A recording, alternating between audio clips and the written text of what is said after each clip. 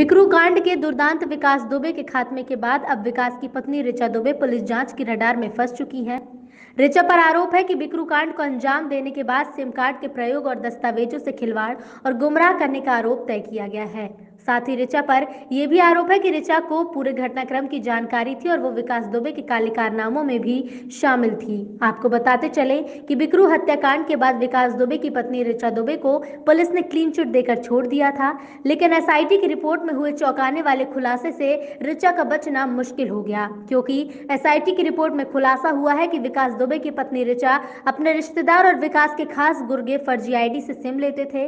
विकास का परिवार फर्जी आईडी से लिए गए सिम का इस्तेमाल करता था।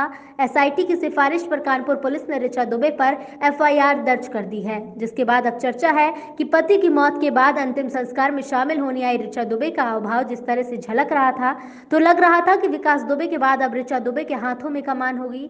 लेकिन एसआईटी की रिपोर्ट के बाद दर्ज हुई एफआईआर से ऋचा दुबे के लिए मुसीबत सी खड़ी हो गई है। अब देखना होगा कि क्या पुलिस ऋचा दुबे की गिरफ्तारी करती है या फिर जांच के दायरे में कार्रवाई को आगे बढ़ाती है। बिकरू कांड की जांच के लिए शासन के द्वारा एक एसआईटी गठित की गई थी। उस एसआईटी की रिपोर्ट में जो संततियाँ थी उसके आधार पर एफआईआर दर्ज की गई है।